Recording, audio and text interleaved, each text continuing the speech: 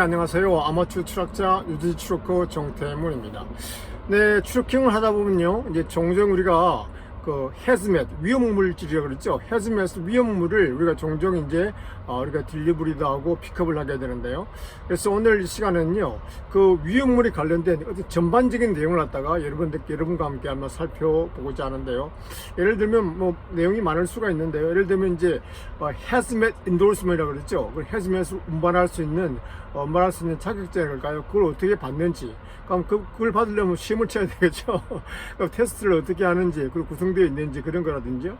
그리고 가장 중요한 거죠. 이제 실무에서 실제적으로 우리가 어떻게 그런 헤즈맷 그런 그 로드를 받으면 어떻게 우리가 그 일을 처리하는지, 그런 과정들 갖다가 도표를 통해서요 한번 전체적으로 어떤 위험물이 있는지, 그리고 그 위험물을 어떻게 플래카드 설치하고 또 페이퍼를 갖다가 어떻게 이해하고 어떻게 우리가 또 이걸 갖다가 체크하는지 등등, 그리고 그런 전반적인 내용을 갖다가 한번 살펴보고요.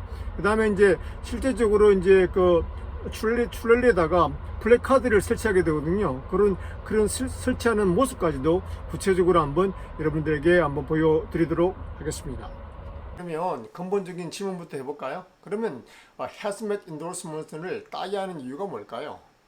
네, 그 답은요 간단한데요.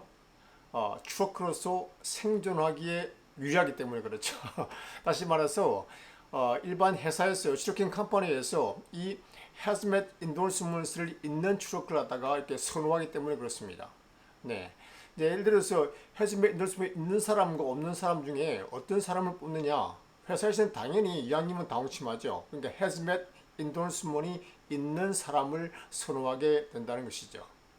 이제 어떤 경우에는요, 일단 입사를 먼저 시킨 다음에 입사를 할 때 그 사람을 하이할 때 조건을 다는 경우도 있어요. 예를 들어서 이제 3개월 이내에 hazmat endorsement, 그 위험물을 취급할 수 있는 자격증을 따라, 그렇게 조건을 걸어서 따는 경우도 있습니다. 그러면 이제 hazmat endorsement가 필요한 것을 알겠는데, 그러면 hazmat endorsement을 어떻게 따느냐?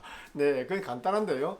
여기 보면 제가 지금 유저지 CDL 매뉴얼을 들고 있는데요. 여기 보면 그러니까 시험 과목 중에 한 과목 hazmat 테스트를 갖다가 통과하면 hazmat endorsement을 딸 수 있는데요. 제가 이걸 갖다가 한번 다시 살펴보니까요, 이런 식으로 되는데, 그게 이제 이게 매뉴얼에 한 부분이 있죠. 대략 제가 이거 살려봤는데요. 10장 정도를 공부하면 되더라고요. 시험 분량이요.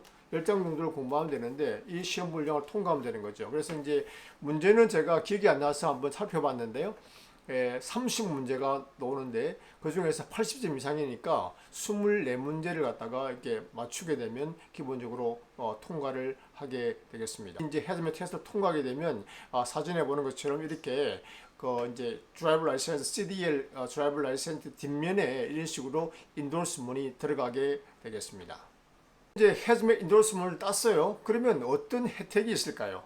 네, 기본적으로 조금 전에 헤즈맷이 있으면은 입사에 유리하다 그랬잖아요. 그런 측면도 있고요. 그 다음에 입사를 하게 되면 금전적인 보상이 있습니다. 이 경우에는 두 가지 경우가 있는데 일반적으로 크게 나누었어요. 하나는 이제 시급을 높여주는 거고요. 또 다른 하나는 뭐냐 그러면 매일 로드마다 일정 금액을 갖다가 보상해 주는 것이죠. 예를 들어 이제 시급을 이제 높여준다는 의미는 어떤 의미냐면 이런 거죠. 어떤 두 사람이 이제 만약에 입사를 동시에 해요. 근데 한 사람은 헤즈맷 인도스먼을 가지고 있고 한 사람은 헤즈맷 인도스먼이 없어요. 그러면 이제 헤즈맷 인도스먼이 없는 사람이 시급이 만약에 25불에 시작을 한다고 쳐요. 그러면 헤즈맷 인도스먼이 있는 사람은 26불이라든지 27불이라든지 이런 식으로 좀 높은 시급을 받아서 시작을 하게 된다는 거죠. 네. 그 다음에 이제 각 로드마다 금전적인 보상을 받는다는 것은 어떤 의미냐면 이런 거죠. 어떤 로드를 받잖아요. 그러니까 헤즈맷이 실려있는 그 트레일러 로드를 받으면 그 로드 몇 건당 예를 들어서 뭐 50불. 제가 3년 전에 제이비언트에 일할 때 그렇게 받았거든요. 그러니까 헤즈맷 위험물이 실린 로드를 받잖아요. 그 로드 한 건당 50불을 받았거든요. 그러니까 그거는 뭐 대중 없죠. 일주일에 몇 번 받든지 간에 하여튼 한 건당 50을 받는 그런 식으로 금전적인 보상을 받게 되는 것입니다. 그래서 결론적으로 이제 이런 입사에도 유리하고요.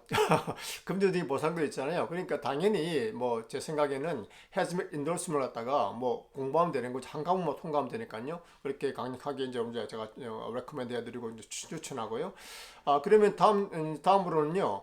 그러니까 실무에서 반드시 알아야 되고 또 기본적인 또 헤즈맥 관련해서 전반적인 그런 기본적인 지식을 갖다가 제가 도표를 하나 보여드릴 텐데요. 그 도표를 통해서 한번 함께 알아보도록 하겠습니다. 이 도표 한 장이요. 헤즈러스 모토리얼 차트 이 도표가 참 이게 전체적으로 헤즈맥에 관해서 잘 정리된 도표더라고요. 그래서 이 도표를 중심으로 한번 가장 기본적인 헤즈맷에 대한 지식과 그리고 실무에서 실제적으로 일을 하면서 어떻게 일을 처리해야 되는지 그것에 대해서 제가 좀 말씀을 간단히 한번 드리도록 하겠습니다. 네, 이 차표가 잘 되어 있는데요. 기본적으로 보면은 우리가 먼저 기본 지식으로요. 헤즈맷의 종류는 미국에서 보통 이제 9가지로 나눠요. 여기 보면 이제 클래스 디비전이 있잖아요. 9가지로 나누는데 이런 식으로 나눠지거든요. 그래서 이제 9단계까지 이렇게 있습니다. 그래서 이제 간단히 보면 1단계는 여기는 무슨 폭발물 같아요. 폭발물, 뭐 다이너마이트 같은 폭발물 같은 경우요. 2단계는 어떤 헤즈맷 이제 이거는 또 독에 포이즌이 있는 독 같은 그런 성분이고요. 3단계 뭐 불타고 이렇게 구체적으로 뭐 이렇게 다가실 필요는 없겠지만 네, 뭐 프록사이드 같은 경우 그런 거라든지요. 그러니까 뭐불 붙는 거, 인화성이 있는 거, 독성질, 그러니까 이거는 방사성 물질 이런 거 되겠죠. 그래서 이제 제가 말씀드리고자 하는 여기 이 도표에서 가장 중요한 포인트가 뭐냐 그러면 이게 테이블 1 카테고리고요. 이건 테이블 2 카테고리예요. 이 테이블 1 카테고리 그래도 가장 큰 차이가 뭐냐면 weight이죠, weight. 그러니까 이런 범주에 여기 앞에 나와 있는 이런 범주가 좀 더 위험하다 볼 수 있죠. 그러니까 폭발물, 다이너마이트라든지 그다음에 방사능 이런 위험 물질은 any quantity 이게 중요하죠. any quantity 어떤 수든 조그마한 양이든 어떤 수든 간에 플랜카드를 갖다가 바깥에 설치해야 된다는 것이죠. 이게 이제 실무에도 중요하고 가장 기본적인 지식이 되겠습니다. 그래서 어떤 조그마한 종류에도 이런 독의 문제라든지 방사능 물질이라든지 그 다음에 특히 이게 중요하죠. inhalation hazard 이거는 뭐냐면 똑같은 포이즌 독인데요. 흡입, inhalation이죠. 그러니까 inhale 할 때 우리가 흡입하는 독을 이렇게 마셔버리면 이게 독이 되는 그런 물질 있잖아요. 그러니까 공기 중에 이렇게 전파되고 마시면 이런 물질들을 그러니까 위험 물질 중에서도 좀 위험한 이런 물질들은 조그마한 어느 정도의 조그마한 양이라도 무조건 있으면 플랜카드를 갖다 이런 식으로 그 헤즈맷에 맞게 이런 식으로 거의 모양이 비슷하죠. 이런 식으로 플랜카드를 갖다가 설치를 해야 된다. 이렇게 하시면 되겠습니다. 근데 이거 테이블 2 같은 경우에는요. 이것도 이제 당연히 위험물인데 테이블 1보다는 조금 덜 위험한 그런 위험이라고 볼 수 있죠. 그래서 이거는 뭐냐 그러면 웨이시 중요한데요. 웨이시요. 그러니까 1000파운드 이상, 1001파운드죠. 1000파운드 이상. 여러분 파운드는 좀 이렇게 와닿지 않으시죠? 그래서 이제 이게 앞 단계에서 여러 가지 있는데 이런 물질들을 갖다가 이제 1000파운드니까 대략 이제 한 450kg 정도 되는 거죠. 그러니까 또 감이 안 오시면 예를 들어서 뭐 우리가 좀 큰 드럼통 있죠. 그런 거 뭐 한두 개 정도? 그 정도 분량이 되거든요. 그 정도 분량이면 그 정도 무게일 때 이제 플랜카드하는 거죠. 다시 한 번 말씀드리면 요거는 이쪽은 조그마한 어떤 수든지 간에 무조건 플랜카드 설치해야 되고요. 이쪽 테이블 2에 있는 이 위험물들은 1000파운드 이상이 1001파운드 이상이 될 때, 그러니까 420kg 정도 이상이 되는 그런 물질을 실을 때만이 이렇게 플랜카드를 똑같이 이렇게 설치를 해야 된다. 이렇게 아시면 되겠습니다. 근데 실질적으로 이런 물질들은 이런 위험물들은 저도 경험하지 못했고 일반 회사에서 경험하지 못하는 거죠. 그래서 뭐 폭약이라든지 다이너마이트 이런 것들은 뭐 그쪽 제조회사에서 제가 경험해 보지 않았으니까 논리적으로 이렇게 말씀을 드리면 그쪽 제조회사에서 아마 전문적으로 이걸 취급하는 그런 사람들이 있을 거예요. 그래서 그 사람들은 잘 아니까 그렇게 하는 것 아닌가 이렇게 생각해 봅니다. 그 다음에 우리가 알아야 될 게 뭐냐면, 그러면, 과연 이것이 우리가 페이퍼를 받잖아요. 우리가 딜리버리를 하든, 픽업을 하든, 이것이 위험 물질인지 위험 물질 아닌지 어떻게 구별하느냐. 그럼 이게 중요한 단서가 있는데요. shipping 페이퍼를 보면, 여기서 페이퍼가 있을 거잖아요. 우리가 이제 그 어떤 로드를 받으면 그 물건을 픽업하게 되면은, 당연히 이제 거기서 페이퍼를 받게 되죠. 거기 보면, 뭐가 나와 있냐면 HM이라는 항목이 있어요. 그러니까 이게 바로 헤드레스 머티리얼이죠. 그 항목이 있거든요. 그런 그 표시가 있어요. 그게 그 안에 X라고 표시가 되어 있으면 그 HM 칼럼에 그 항목에 X라고 표시되어 있으면 그것이 바로 헤즈맷이 되는 겁니다. 위험 물질이 되는 것입니다. 그러면 거기에 따라 이제 회사에도 보고할 때 컴퓨터에도 그렇게 입력을 해야 되고요. 그 다음에 이제 중요한 건 플래카드를 갖다가 그 헤즈맷에 따라서 그죠? 이런 물질은 이런 거죠. 만약에 이런 걸 받았다, 이런 걸 받았다, 그러면 이런 걸 X로 받았다, 그러면 플래카드를 갖다가 똑같이 설치해야 된다는 거죠. 그렇게 이제 액션을 취하게 되는 거죠.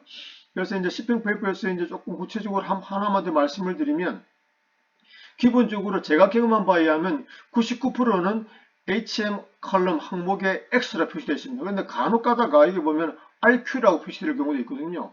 이때도 헤즈맷입니다. 그러니까 이때도 그런 글을 보면은 이 물건은 헤즈맷 물건이구나 이렇게 아시면 되겠습니다. 그 다음에 이제 저희들이 실무에서 가장 중요한 문제 중에 하나인데요. 플래카드를 설치하는 문제죠. 그러면 이런 위험물을 갖다가 플래카드를 설치하는 이유가 뭘까요? 플래카드를요? 네, 가장 기본적인 것은 예를 들어서 운전자가 이제 이런 위험물을 싣고 가다가 사고가 나거나 해가지고 운전자가 뭐 좀 안 될 말이지만 뭐 사고 사할 수도 있는 것이고 다칠 수도 있고 그러면 또 어떤 경우에는 운전자가 잠시 그 지역을 어떤 볼일을 보려고 잠시 벗어났는데 뭐 화재가 발생하든지 뭐 사고가 날 수 있잖아요. 그러면 소방서라든지 관계당국이 출동을 해서 이 이제 사고가 났으면 불이 나거나 뭐 사고 났으면 그 처리를 해야 되는데 이 물질이 위험 물질인데 그 위험 물질을 갖다가 어떻게 처리할 줄 갖다가 모르잖아요. 그럴 경우에 이제 플랜카드를 보면 이게 지금 이런 물건이 실려 있구나 이런 식으로 그죠? 이거는 플레모블이구나 가스가 실려 있구나 아니면 이거는 쿠아시브거나 이렇게 부식성 물질이 실려 있구나. 그리고 또 어떤 경우에는 이제 어떤 경우는 탁식 그러니까 독 포이즌이 실려 있구나. 뭐 또 어떤 경우는 이제 물에 젖으면은 좀 더 위험한 물건이 실려 이걸 구분할 수가 있잖아요. 그래서 그런 구분을 하기 위해서 반드시 위험물을 싣게 되면 그게 적당한 플랜카드를 설치하게 되는 거죠. 그래서 이제 플랜카드에 설치하는 기본적인 것을 보면요. 플랜카드는 기본적으로 이게 프레젠트 카테고리 그러니까 풀 사이드 피 그러니까 네 군데를 다 그러니까 추액트에다 할지니까 트레일에다가요. 트레일 앞면 그다음에 트레일러 좌우 측면 그다음 트레일 뒷면 전후 좌우 네 곳에다가 동일한 플랜카드를 갖다가 설치를 하게 됩니다. 네, 그게 가장 중요한 부분이 되는데요.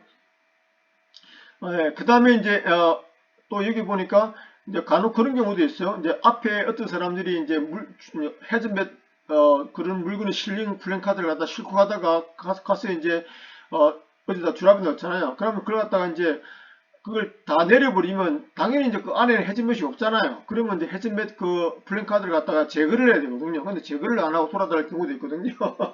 저도 한 번인가 해본 경험이 있는 것 같은데 초보 때. 네, 그렇죠. 그건 이제 반드시 하는 게 좋습니다. 그렇게 안 하면 잘못하면 이제 거기서 맞지 않으면 그 티켓을 맞을 수도 있겠죠. 그 다음에 중요한 부분이 또 하나가 뭐냐 그러면 이거 이제 초보자에게도 당연히 해당되는 사항이고 여러분이 플랜카드 설치할 때 알아야 될 아주 중요한 팁이 되는데 여기에 나오는 정보가 뭐냐면 이 믹스드 롤이죠. 그러니까 예를 들어서 한 종류의 위험물이 실려 있으면 당연히 그 종류 위험물에 상응하는 그런 플랜카드를 달무다는 거죠. 예를 들어서 뭐 이런 불이 나는 플레모블 이건 플레모블 그 플랜카드를 설치하면 되는 거예요. 그죠? 그 다음에 이제 포이즌이 있다. 그럼 포이즌 설치하면 되죠. 그 다음에 뭐 다른 것도 마찬가지겠죠. 그대로 이제 크라시브, 그러니까 부식성 물질이 있으면 이런 크라시브 그 플랜카드를 설치하면 되죠. 근데 문제는 이게 여러 개 섞여 있어요.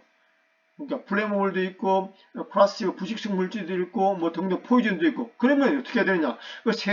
물론 다 달 수 있는데 다 달면은 조금 그거 자체도 힘들기도 하고 그걸 좀 어렵잖아요. 일도 많고 또 이런 걸 구하기 더더더 붙여야 되니까 그럴 경우에 믹스드 롤이 되는 거죠. 그래서 이런 게 여러 개 섞여 있는 믹스된 롤이 될 게 어떻게 하느냐? 여기 1번에 보면요. 네. 그러니까 기본적으로 이런 게 있으면 dangerous 요 하나만 붙이면 된다는 거죠.